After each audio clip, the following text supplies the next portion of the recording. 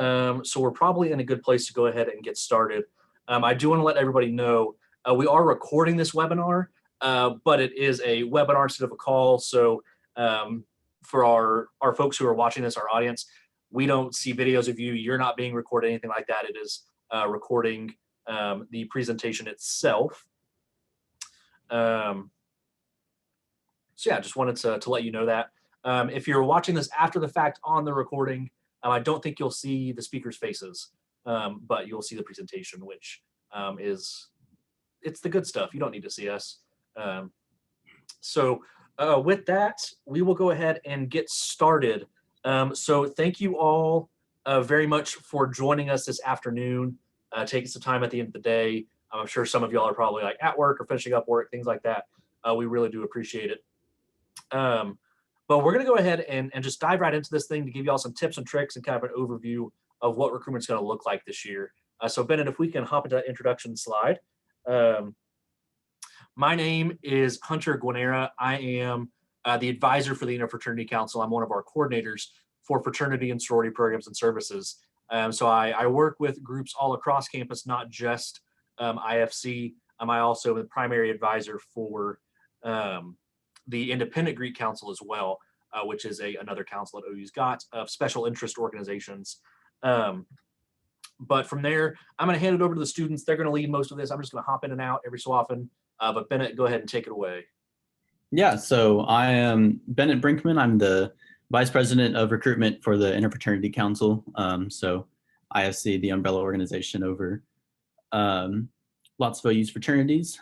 And then I've got my associate here, Ryan, if you want to introduce yourself. Yeah, I'm Ryan Ullman, and I'm an associate for recruitment. So basically, I work underneath Bennett and Hunter. Cool. So we'll get right into it with just kind of explaining the most important dates that we've got for IFC recruitment, which will be in August, the week before classes start. So that'll start Tuesday, the 17th of August, and then ends the day before classes on Sunday, the 22nd. And you can kind of see, we'll explain all of this as well. We'll have round 1 for 2 days on Wednesday and Thursday, round 2 on Friday, round 3 on Saturday, and then bid day on Sunday. And I'm gonna throw in a piece. If we can go back to that slide, do you want to let everybody know? There we go. So what this can look like prior to recruitment. Move-in days are August 10th through 12th, and then our orientation camp, Camp Crimson, starts on Friday, August 13th. There will be some like required trainings and things like that that we're knocking out at camp over the course of that weekend. And then August 17th begins the like choose your own adventure portion of camp and orientation. One of those adventures or paths being IFC recruitment. So you'll be able to participate fully in Camp Crimson, all those things. There will just be times where we do some programming at the same time, and you got to do the IFC things if you want to join an IFC chapter instead of some of the other optional things going on. Sorry, Bennett, go ahead and take us through these days. Yeah, so to explain how formal recruitment works, our first day will just be an orientation day. So we'll start on that Tuesday on the 17th with a cookout here at OU, just to allow our potential new members that are going through recruitment to meet each other and then get checked in with us as we get started with recruitment. This is where we will do our mandatory alcohol and hazing trainings. We will go over what recruitment will look like that week and how all of that's going to work. And then P&Ms will also get introduced to their recruitment guides, who will be there just to help them and support them as they go through the week. And then Ryan, if you have anything, feel free to jump in and add stuff as I'm going. So then the next 2 days, that Wednesday and Thursday, will comprise round 1 of recruitment. These will be guided tours with the recruitment guides. So they'll take each P&M group to each chapter to visit with active members. That way P&Ms can get to know chapters, and then chapters can get to know the P&Ms and just get an overview of what the whole IFC is. For our next round, will be round 2, and then round 3 looks exactly the same as round 3 looks the same as round 2. So they are open house days. So P&Ms will be getting lists of chapters that send invites back to them at the beginning of each day. And they can go and visit the chapters on their list. It is just an open block of time, so P&Ms can go to however many chapters on their list as they want, and can spend however long at each chapter that they want. A lot of times during this time, chapters will also extend unofficial bids. So these are non-binding from the chapter, just signifying that chapters want a P&M to have a place with them. So that happens a lot of times on these days. It's just kind of up to the chapter on how they want to handle that with unofficial bids. And I'm going to throw a quick note in here also, Bennett, on the note of unofficial bids. So Bennett mentioned they are non-binding, right? So it's nobody is tied to that. So a lot of times when we think of non-binding, it means that the person who received it doesn't have to go there. But it also works the other way, that chapters don't necessarily have to offer official bids to everybody they offer an unofficial bid to. It's more so a tool for the chapter to get an idea about numbers than it is for our recruits. So for recruits, it's a good way to know generally who's interested, but really this is a chapter specific tool. So if you get a ton of unofficial bids, you take it with a grain of salt. If you don't get any unofficial bids, do not worry. I did not do an unofficial bid when I was going through recruitment, and it is now my job to do this. So it went pretty well for me. I know it's anecdotal, but just don't get too hung up on the idea of unofficial bids. So bid day, our final round of recruitment, P&Ms will receive a list of their official bids from chapters. We do want to note that P&Ms are not guaranteed a bid, but there's also no cap on bids, so they can receive however many. Just it looks from that day, and there will be a lot of variation.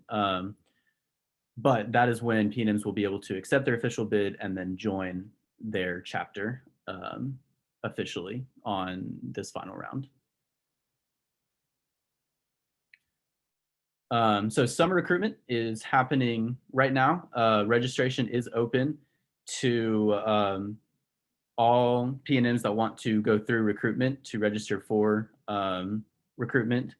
During this time, during summer recruitment, IFC will be hosting events with all chapters. So they're pretty informal things, just like cookouts and different events like that, where chapters will be there and then P&Ms can come through and meet chapters and just kind of get to know IFC that way. And then chapters also have the ability to host their own events and invite P&Ms to that as well, so they can start to get to know guys that will be going through recruitment. So to make sure that you guys that are planning on going through recruitment are checking your OU emails for IFC events that we'll be hosting this summer. And then we'll also be posting that on our IFC social media. So on Twitter and Instagram, that's just at OUIFC. And then on Facebook, you can just search OUIFC and all of those pages will pop up. And so that's where we'll be advertising all of our IFC events.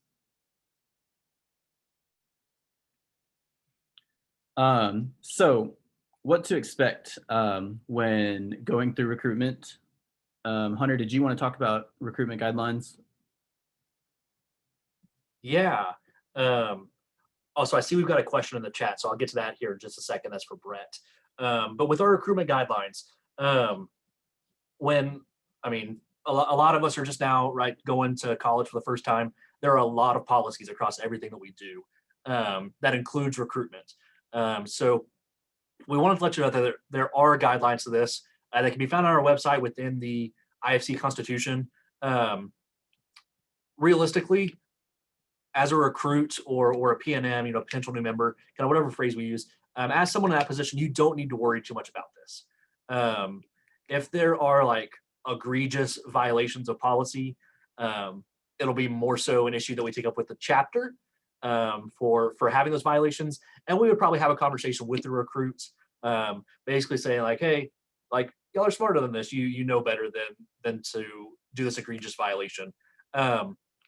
In general, there are two big rules to kind of keep in mind. The first is that all of our recruitment events or anything to do with recruitment there should be no alcohol. The vast majority of our recruits or PNMs aren't 21 anyways, and it's so alcohol is like illegal anyways. The second piece of that is no bodies of water, which seems probably really strange, but the risk level of things like float trips or lake trips, things like that, is too high for us to really allow. So our chapters know this. They know that those things aren't allowed, and they should not be doing those. If you're in a position to where you hear about something like that, or you're in that position, feel free to let us know. Just reach out to us. We're happy to kind of deal with those things kind of with the chapter. But yeah, those are the big ones for recruitment guidelines. Like I said, we have a lot of them. We're going to go in depth on those during orientation, but it's not something that y'all need to worry about too terribly much. But those two big ones of no alcohol and no bodies of water. But yeah, from there, Bennett, I'll hand it back over to you while I answer some questions in the chat. Gotcha. So we touched on this a little bit just a second ago, but official and unofficial bids, unofficial bids are offered at any time during summer and fall recruitment, or they can be. It just kind of really depends on the chapter, and then especially kind of as we head into those open house rounds during formal recruitment. And then official bids are the final round of recruitment. IFC has no dress code, so just make sure that you guys are wearing what is comfortable. It does get hot, especially going through formal recruitment. It's a lot of walking, a lot of being outside, so you'll want to be prepared for that. Most people that go through recruitment just wear jeans or khaki pants and shorts, and then like a button up or a polo or just something along the sort. So it's pretty casual. It's not super, there's not any kind of expectations really with that.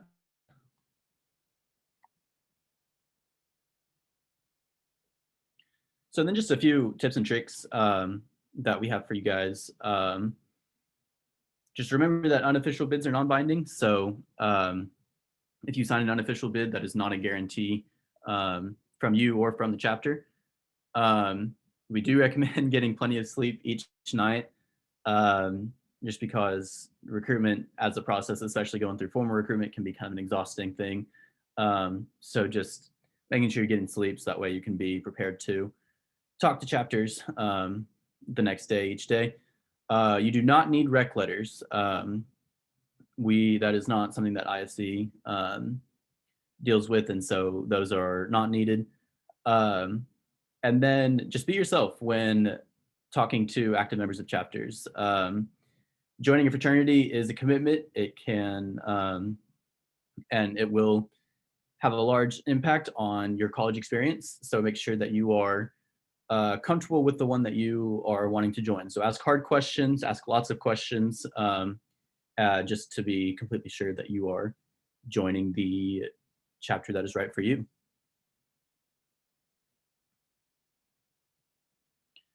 So then informal recruitment is a process that will happen after formal recruitment. Hunter, did you want to go into more detail on that? Yeah, and I'm seeing a lot of questions right now in the Q&A in the chat. I want to let you all know we're going to get to all these live. That's basically what the back half of this is going to be, is answering these questions for you. So informal recruitment, and this is where it gets kind of messy because of the language and all that we use. So everything happening right now during the summertime is part of formal recruitment that will happen in the fall. So if you have already registered, you've registered for spring, you're getting to know guys, all of that is the precursor to this formal recruitment process we're going to do in August. Beyond that, that's like what Bennett said, that's when we get into informal recruitment. So without going into the nitty gritty, essentially during the school year, chapters can offer bids to anybody at any time. And they can be truly official, like you can join the chapter right then and there. So say I go through recruitment, I don't really click with anybody, it's not really my style, not really finding that group that's right for me. I start classes. Come October, I've found a group of folks that I've really hit it off with, and I find out that they're all in alpha. Side note, that's not a real organization. It's just a placeholder we use for our name. But find out that everybody is an Alpha Alpha Alpha. They're all my friends. And they talk to their chapter and they say, hey, we want Hunter to join. They can offer me a bid in October, and I can start then and there. I can start that new member process and get initiated from there. That's what the informal process is in a nutshell. I do want to throw out there that the informal process is not used a ton by chapters at OU. We have quite a few chapters that are very, very large.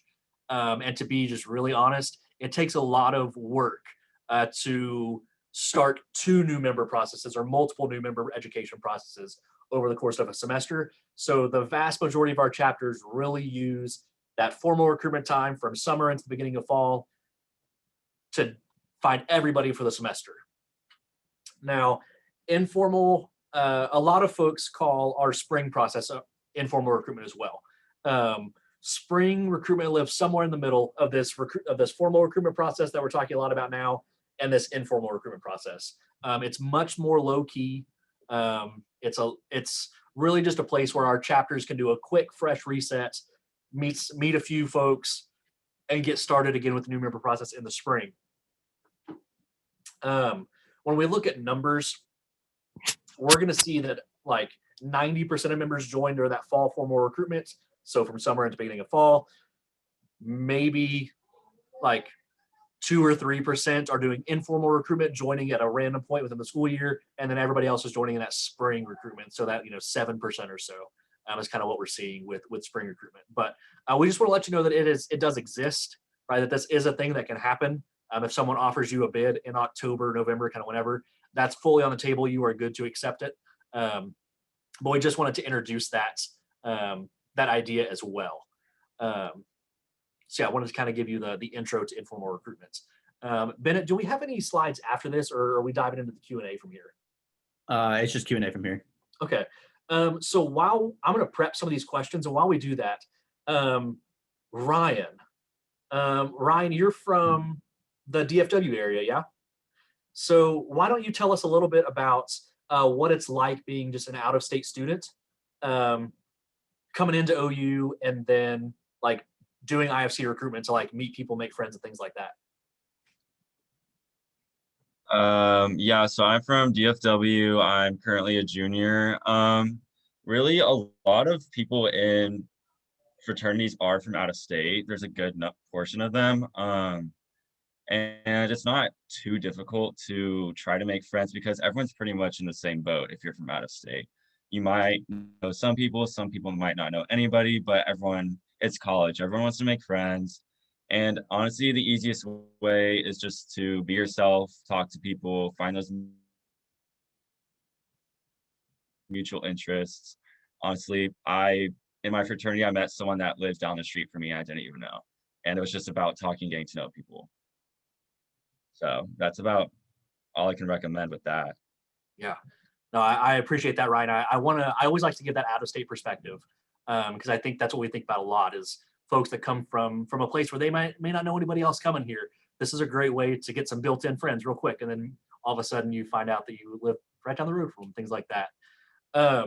So I think from here, what I'm going to do is I'm going to moderate some questions and kind of prompt Bennett and Ryan a little bit and to ask them some things.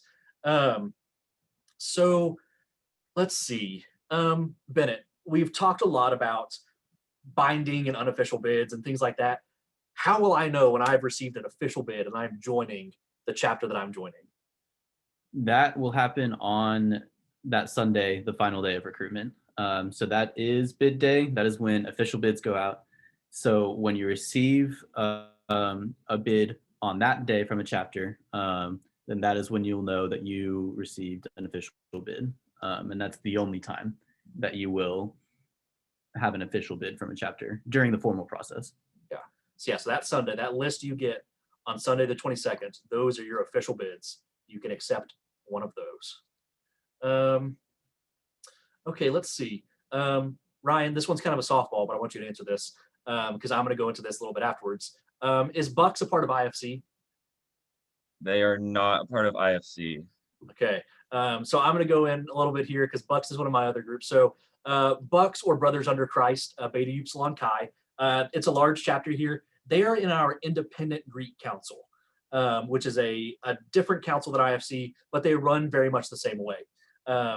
Luckily, I have some insight there, so I'm going to give a little bit of information. So the candidate pool between who's doing IFC recruitment and people who end up joining Bucks, there's a large overlap there. A lot of folks are kind of exploring both options throughout the IFC recruitment process. Bucks will do their own events separately, and it is fully allowed. They work with our office too to do that. They typically align it with the IFC recruitment process. So maybe if you spent the day with IFC, that evening Bucks is doing an event where you can get to meet them too. Bucks, since they don't have a registration process like IFC does, they rely heavily on people knowing each other, recommendations, things like that. So if that's something you're interested in, I would recommend like DMing them on a social media, and they'll be happy to know your information and just that you're interested. That's really something that they would appreciate. I'm happy to make that connection as well, since they're another group that I work with. But they feel a lot like IFC, but they are not a part of our process, which is totally okay. Bennett and Ryan, I'm sure, have a lot of friends in Bucks. We work great with them, but it's a very similar experience, just not quite in IFC. There are a couple that are pretty like data heavy that I want to get into. So we got the question of what percentage of men who go through recruitment receive official bids. So this one's kind of a nuanced answer, and we're kind of gonna go into it. So when we look at the bids offered, it is very rare that nobody has a bid offered to them. A safe number, a very safe number, would be 90%. 90% of people who finish the IFC recruitment process end up with a bid. The reason that number is not 100% is more so on our like recruits or PNMs than it is our chapters. We recommend that everybody maximizes their options. That's the phrase we use. It is a very intentional phrase that you will meet chapters. You'll meet a brand new chapter that has no members on campus currently. You'll meet chapters that are just a couple years old that have less than 50 members, and you will meet chapters that have 200 members, right? So if we spend all of our time with that chapter that has 200 members, like everybody else does during recruitments, we're not maximizing our options. We need to check with all the chapters that are interested with us, and that increases the likelihood of us receiving bids. When we look at our numbers, if 800 people go through recruitment, typically we have about 700 people join an IFC chapter. Within that 100 people that don't, there are all sorts of reasons. A couple of them may not receive a bid for whatever reason. Let's see, some may opt out of the process. They may go meet these chapters and say, you know, I just wanted to try this out. This really isn't for me. I'm going to opt out of this process. Cool. No harm, no foul. We are cool with that. And then we also see that number of folks who join other organizations. So maybe joining an MGC, a multicultural Greek Council chapter, or a group within NPHC or historically Black Greek letter organizations. Maybe they join one of those, or join a group like Bucks or Phi Mu Alpha Symphonia in our independent Greek Council. Right. So a number of reasons why people may not end up joining an IFC chapter at the end. But if you maximize your options and you are really intentional about getting to know the people and the chapters and doing your part, the likelihood of you receiving a bid is going to be high, you know, just in general, receiving a bid. Let's see. So Bennett, we kind of talked about, this a little bit. So, and this is maybe just to clear up a question that was in the chat. Is there anything that separates summer and fall recruitment? No, it's all the same process. So if you sign up for recruitment, which that link is just on our website, if you Google OUIFC, it's right there. Then you are signed up for summer recruitment, you're signed up for fall formal. When you go through recruitment week, that is all the same process. Awesome. Ryan, got one for you now. So Ryan, how are PNMs or recruits, how are they notified that they received a bid? Well, on Sunday, I'm not quite sure about the time, but when I went through recruitment, I got an email about 1 p.m. with a list of all the houses that were extending me a bid. So then I would just go to that chapter and join them pretty much. Yeah, and that official bid list, right? That one you get on Sunday, that's how you know this is official, I can join. Also like the people in the chapters will be communicating that as well, right? You're not gonna, they typically don't beat around the bush too much during the recruitment process. Some of our chapters are brutally honest as well. So that's part of the process. It will be known when you receive an official bid. It won't be, there'll be no nuance to it. So looking at a question in the Q&A, so if a bid is received now, like being offered in the summertime, it's non-binding. That's correct. So an official bid cannot be officially offered until August 22nd. That is the day. That's when it is binding. There are chapters that may be offering bids right now, and on their end, they could see it as official. Like if you like, yes, we want you. Like this is going to be a thing. There will be a whole process when we get to the 22nd. You have to fill out paperwork for OU. You have to fill out paperwork for the national organization. So if they're offering it now, it's technically not allowed. We're not going to get up in arms about it. That's the least of our worries. If that's what our chapters are doing to violate recruitment policy, I'm okay with that. That's a good spot to be in. But it is not binding, and things become binding on August 22nd. That is the date to know. Let's see. Looking at a few things. So, Bennett, let's say I register for recruitment, I know that I am going to join Alpha Alpha Alpha. My brother, my dad, my uncle, my grandpa all went to OU. They were all Alpha Alpha Alphas. I know that's where I'm going. I've talked to them this summer. They said I'm there. Do I have to go see these other chapters whenever I go through this recruitment process on those, like on that round one? Yes. Yeah. Part of recruitment week is going through the process. And so you will be with your recruitment guide in your recruitment group on that round one, going to all the houses, talking to active members from each chapter. And then you'll be going through your open house rounds as well. On those open house rounds, if you only want to spend your time at your Alpha Alpha Alpha chapter, then you can. You don't have to go anywhere else, but you will still go through the recruitment process. Yeah. And with that, it's a good time to note, we encourage everybody to keep an open mind. At the end of the day, I think Bennett, Ryan, and I, granted, I'm much older than these guys, so it was a different experience kind of when I was a student, but I think we would all say that there are times that we look at our chapter and we say, wow, we don't fit necessarily the stereotype or what people think of when they think of our chapter, but it works out for us because we're making great friends and building those friendships that we want to. So keep that open mind, just because someone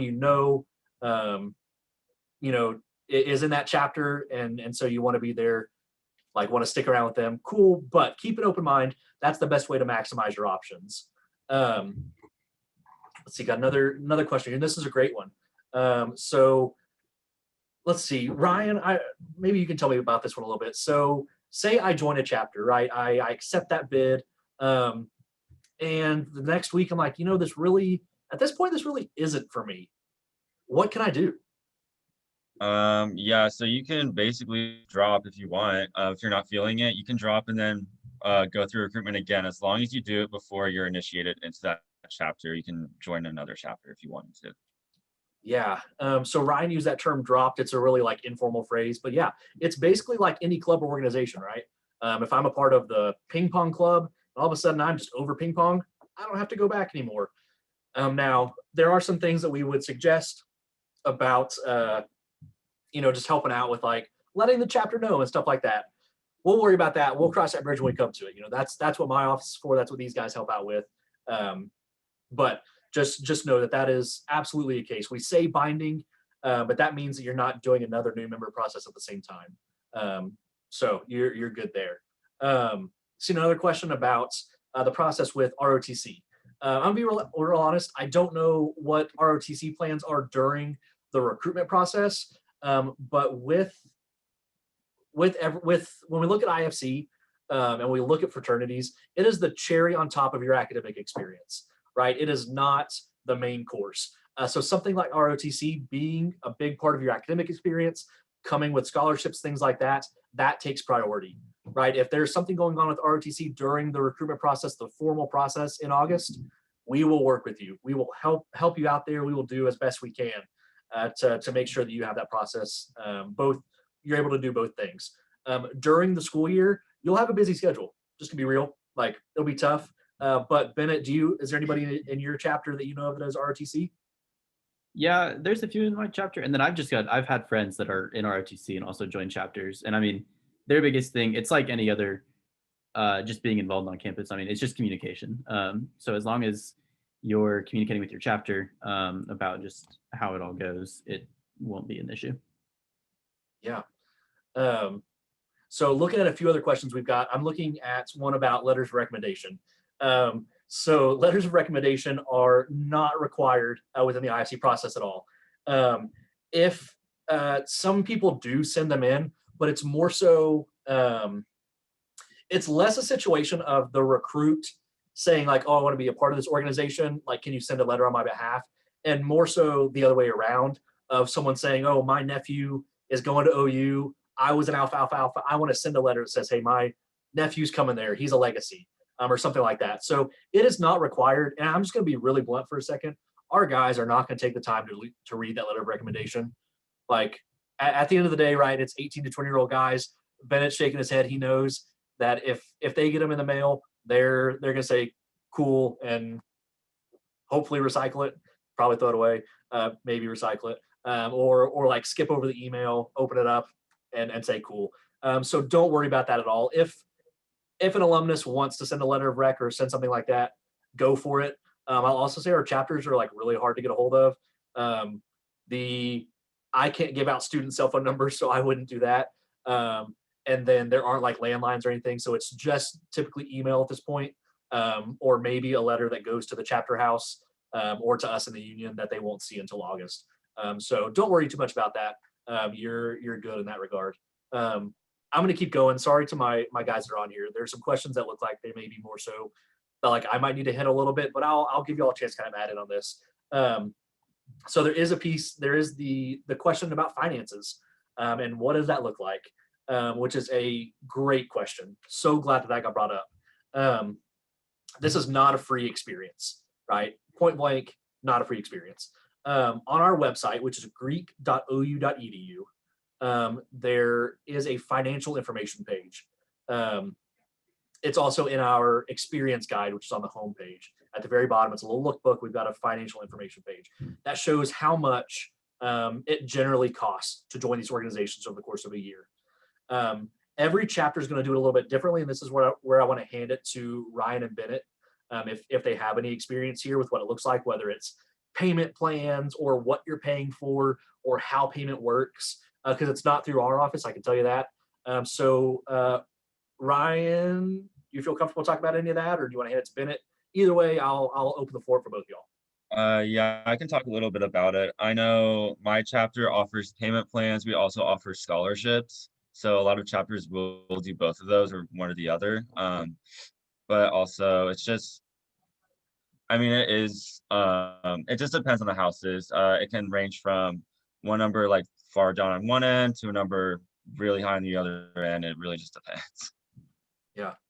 And Bennett, what does that payment process look like? Am I sending a check in? Like in general, what is that like? It can kind of depend on the chapter.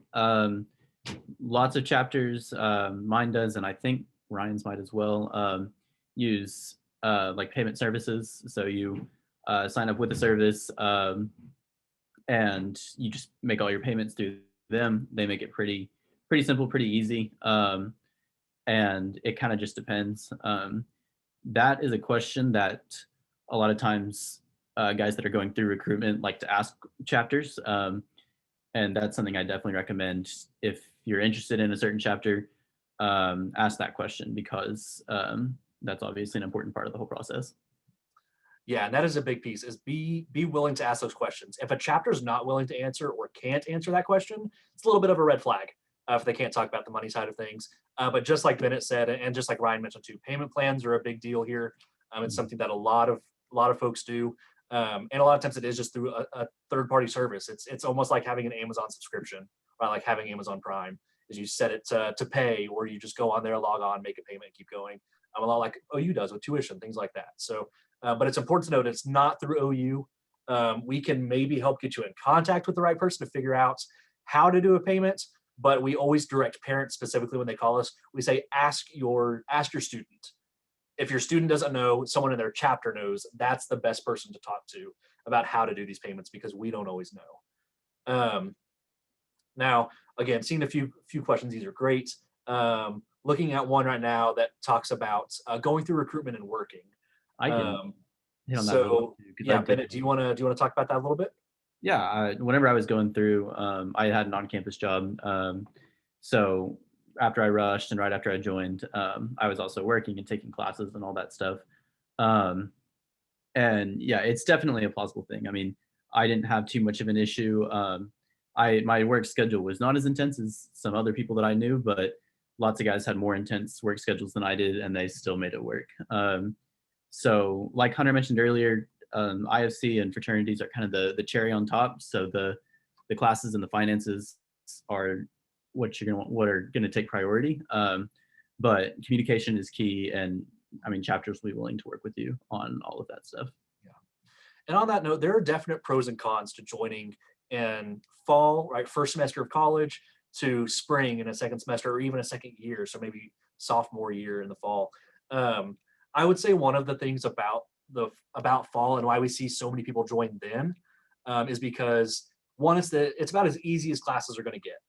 It's going to be a bit of a shell shock. Like the classes they're tough, right? It's not high school anymore, but when you get older and you see, oh, okay, like those were easier than I thought. And also that's when everything's going on. We tell people when you get involved that first semester, it's your first time through the buffet. You should try everything, right? Because that's what everybody's doing. Try it out. It's okay. It is a difference in schedule. Like there are things to figure out, but it's certainly doable. And Bennett hit the nail on the head with communication is key. Again, another red flag would be if you're talking to your chapter saying, hey, I've got to work, I've got to miss this thing. If they put up a fuss about that, that's like, there are more important things, right, than joining these chapters at points. And that's certainly one of them. So yeah, communication's key, but you should definitely be able to do it. But there's also nothing wrong with joining in the spring. I joined my chapter in the spring. Again, worked out for me. It's my job now. And it's about, what spring recruitment looks like is really the friends you make in the fall. You know what chapters they're in, and you look to those chapters and you make those connections there. So nothing wrong with doing that at all. Certainly an opportunity. Historically, there's one chapter to you that doesn't do spring recruitment. Everybody else does. So you're in a good spot there.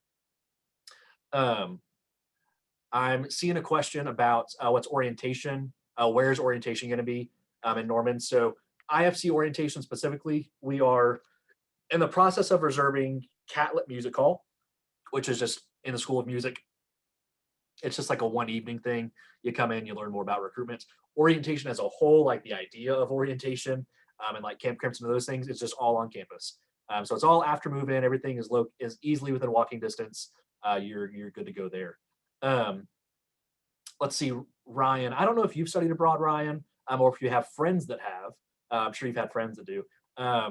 What study abroad look like when you're in a fraternity?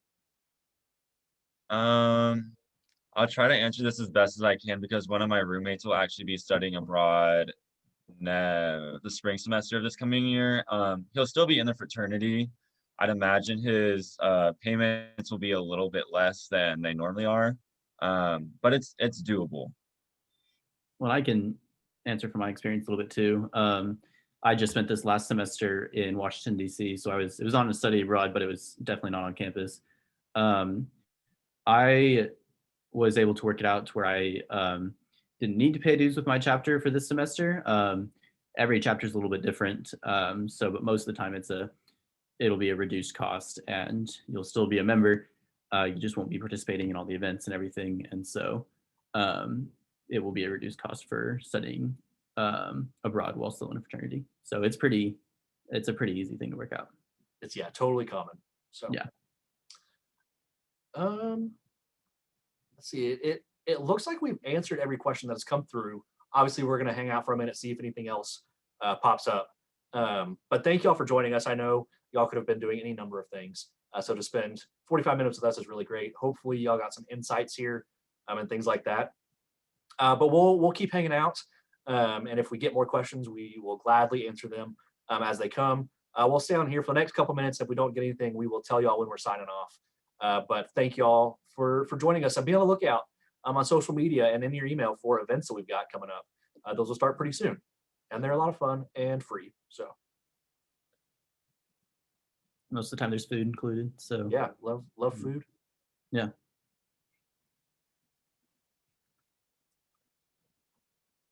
Okay, those numbers are dropping quick, so we probably won't have too many questions, but nothing's off limits. We'll answer it for you.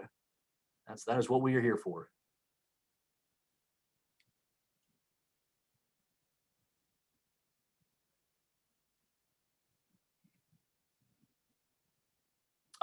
Heather, great question. We will post this recording just on our website. I will likely post it tomorrow, and then we'll probably send out a big email to everybody who's registered and say, hey, here's what we did yesterday. So it'll be super, super findable. And for those that are left, I think I remembered seeing something in the chat. My contact information is on the IFC website as well. So my email address is on there. So feel free to send me an email if you guys have any questions. Yes, that great point there, Ben, and I did miss that one. All of our contact information is on ifc.ou.edu, except for Ryan's, lucky Ryan, because he's an associate and not on like exec. But mine and Bennett's are both on there for sure. Good question about the events during the week and on the weekend. They're typically during the week, kind of a mixture of in the evenings and during the day. To be really blunt, this is Bennett and Ryan's job for the summer and my job full time. And so we try to do things while we are within our work hours. But I will also say that going to those events is by no means necessary. And it doesn't work anybody's disadvantage to not go. The vast majority of the folks going through recruitments will not be in touch with any chapter for any amount of time at any events or anything like that before the formal process starts. Most folks just aren't able to make events or things like that. So don't worry if you can't make it.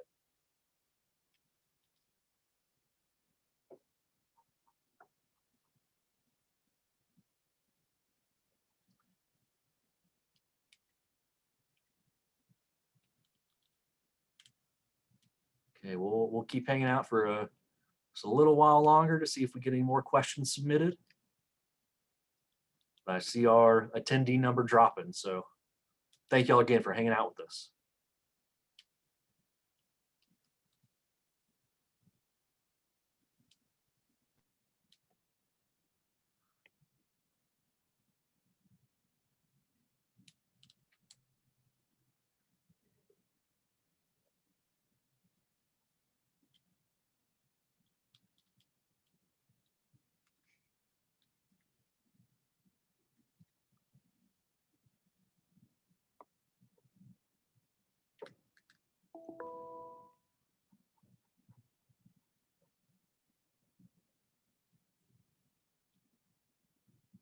Okay, those numbers keep going down. I've got my eye on that attendees list as it goes.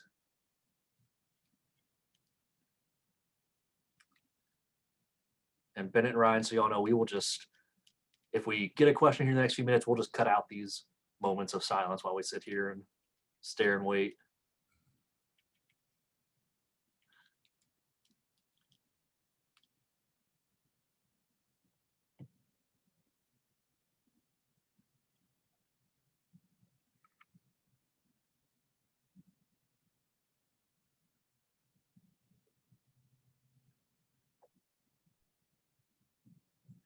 And I'm seeing names that I'm guessing are parents still on here. We will do some parent family sessions also during move-in time. So feel free to come to those. Looks like I got another question. Let's see. So Brett, what it looks like, so here's the thing. If you've received something that is like that they're saying is official and you can sign it, things like that, you are welcome to do that. It is not considered binding on our end at all at that point. That means that come recruitment time, you meet another chapter that you like better, and they give you that bid that you accept also. That's you. Like that's what you can do. So if through this process, since you've registered and done all these things, we anticipate seeing you in August for that formal recruitment process. Also in August, I'm sure it was a typo to put September 22nd, August 22nd. So before classes start, everything like that. It is all super early. So would not worry about that. So my just advice to you in general would be, even if you've met a chapter that you are into and they're into you, still come check out the recruitment process. Don't try and like put it off because you've found a group that works for you. One, I wouldn't be able to accept your official information until after. It's like there's like a week delay, all this stuff kind of with how bids work. So we wouldn't be able to get you even started with the chapter till a week after everybody else. But also you never know who else you can meet. So certainly check out that the recruitment process. Bennett, Ryan, do y'all have anything to add to that? I don't think so. Okay. Cool. Brett, we appreciate all the questions. You're keeping us on our toes.